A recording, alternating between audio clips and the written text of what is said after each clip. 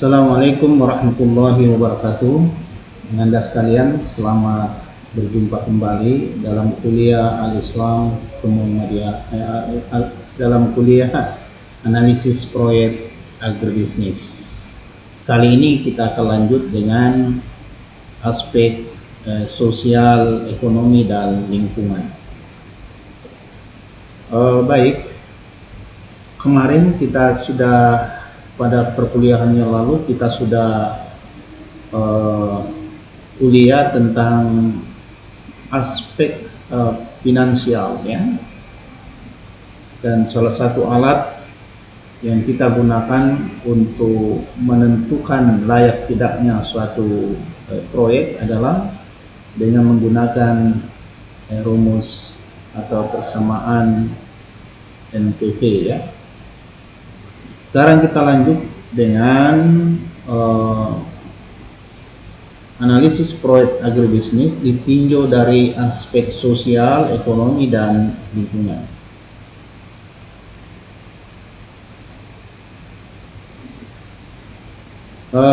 Ananda sekalian, salah satu yang sangat penting dianalisis oleh seorang analis pada suatu proyek agribisnis adalah aspek sosial ekonomi, ya.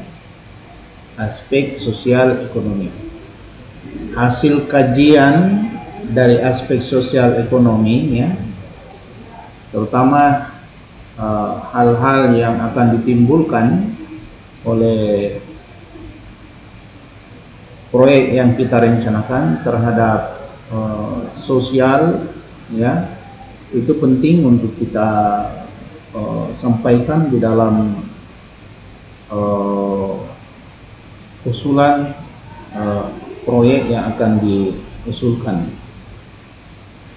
Kenapa? Karena tentu yang namanya proyek itu sangat berhubungan dengan kepentingan masyarakat, sehingga apa dampak yang bisa ditimbulkan itu perlu disampaikan di dalam analisis proyek yang akan kita sampaikan.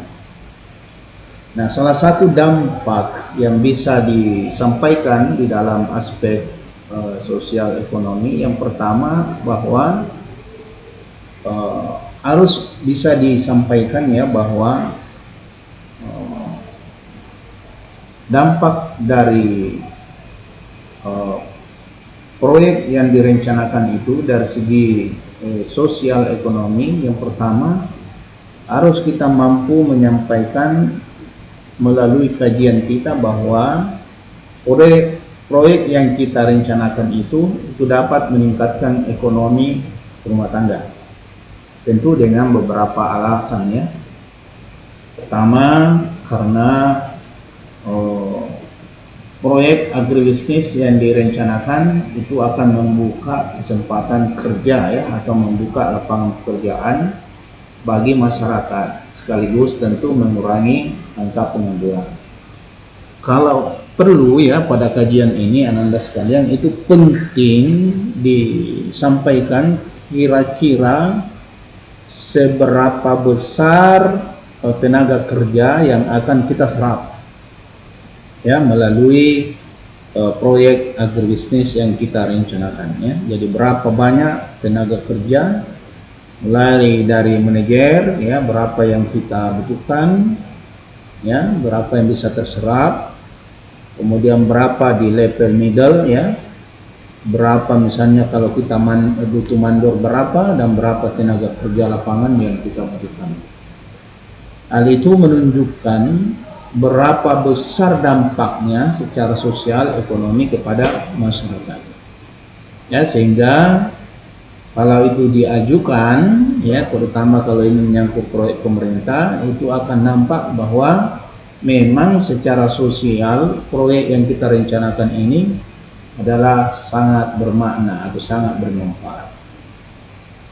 Yang kedua, kita juga bisa menggambarkan di dalam usulan atau dalam analisis proyek agribisnis itu bahwa Dengan adanya dengan adanya agribisnis yang kita rencanakan itu akan tersedia sarana dan prasarana umum ya yang kelak akan bisa digunakan untuk masyarakat, juga pemerintah, misalnya ya adanya jalan raya, listrik, sekolah, masjid dan lain-lain.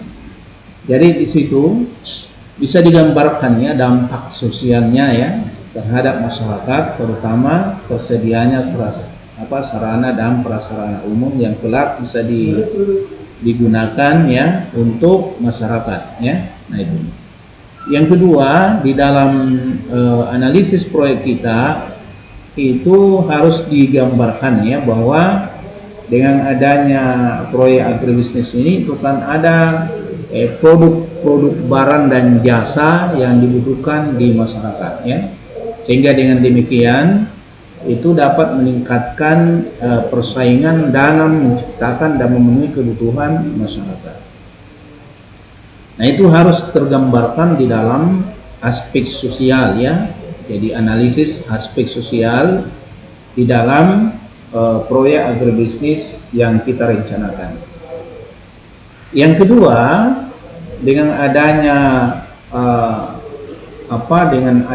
adanya proyek agribisnis yang kita rencanakan itu ya, itu akan menggali, mengatur dan menggunakan sumber ekonomi ya, sumber daya alam yang ada. Artinya dengan munculnya kita punya dengan adanya agribisnis yang kita rencanakan, maka sumber-sumber daya alam yang tersedia itu bisa dimanfaatkan ya. Mungkin adanya lahan tidur ya, kalau itu kegiatan agribisnis bisa dimanfaatkan ya, sehingga bisa produktif dan itu bisa membawa manfaat secara sosial ekonomi terhadap masyarakat yang ada di sekitarnya.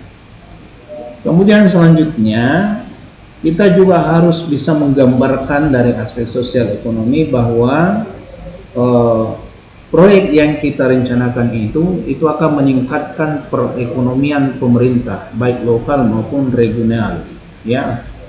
Dan jadi kenapa? Karena tentu produk yang kita hasilkan itu kan nanti akan menimbulkan pajak ya, ada restribusi yang akan kita sampaikan, akan kita bayarkan kepada pemerintah ya, sehingga itu akan berdampak terhadap perekonomian pemerintah baik lokal maupun regional.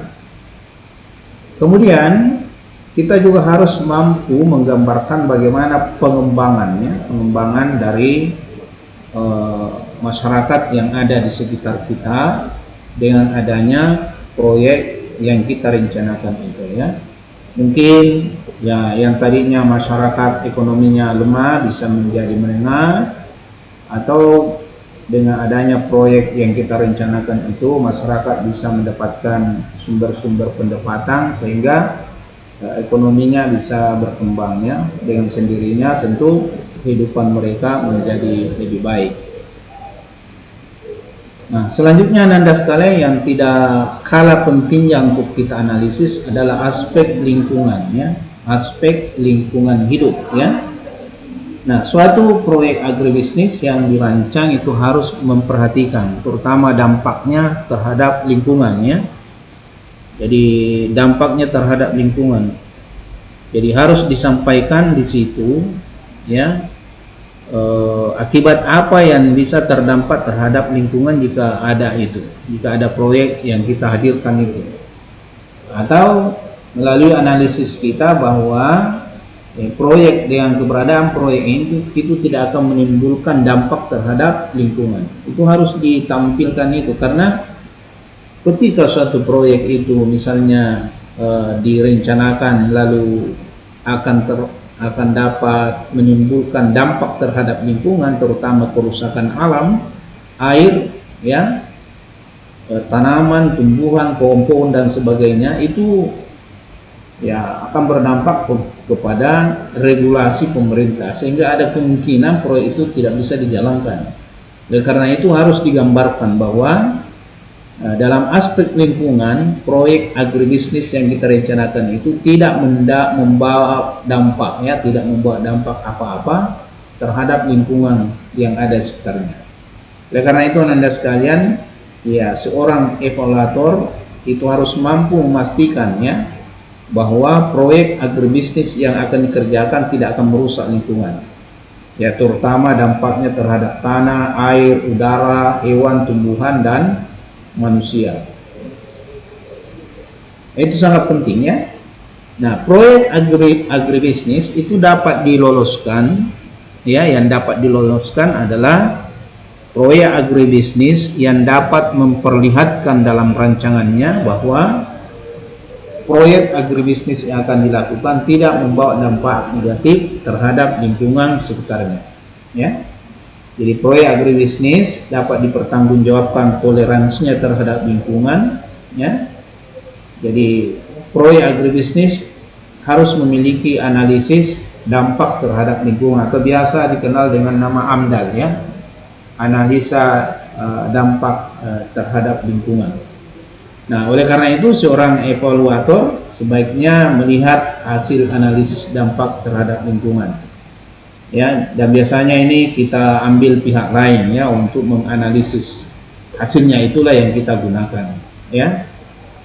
Nah, jika hasil analisis dampak lingkungannya tidak menimbulkan kerusakan baik terhadap lingkungan sosial, kemasyarakatan maupun terhadap lingkungan alam, maka proyek agribisnis ini biasanya diloloskan. Tetapi jika sebaliknya ya, maka tentu proyek agribisnis ini yang kita ajukan biasanya ditolak atau di PTS-kan. Nah, inilah pentingnya Anda sekalian bagaimana kita melakukan analisis terhadap lingkungannya. Nah, karena banyak sekarang ya proyek-proyek biasa melakukan manipulasi ya terhadap AMDAL yang mereka hasilkan. Padahal ya pihak yang menangani analisis AMDAL-nya mungkin sudah mengatakan akan berdampak buruk terhadap lingkungan, tetapi karena mungkin kekuatan lobbynya ya terhadap penguasa, akhirnya proyek itu diloloskan juga. Dan ini saya kira tidak akan bisa membawa dampak yang baik terhadap sosial, lingkungan, kemasyarakatan.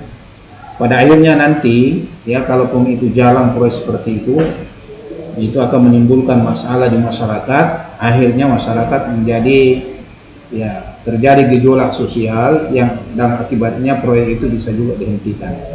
Maka penting sekali Anda sekalian ya seorang evaluator itu menjadi sangat jujur ya, menjadi jujur di dalam mengungkapkan hasil-hasil dari beberapa aspek yang dia analisis. Nah, saya kira Anda sekalian dua aspek ini pada hari ini saya cukupkan, mudah-mudahan bermanfaat ya.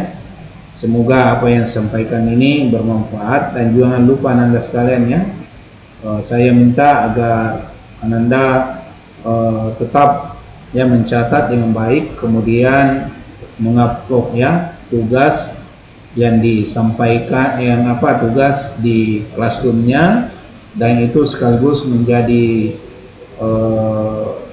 tanda bahwa Anda ikut pada perkuliahan ini.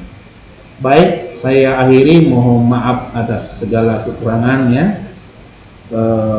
Semoga bermanfaat, dan kalau ada kekurangan datangnya dari saya, kalau ada hal yang benar datangnya dari Allah Subhanahu wa Ta'ala. Jangan lupa Anda mengupload tugasnya ya.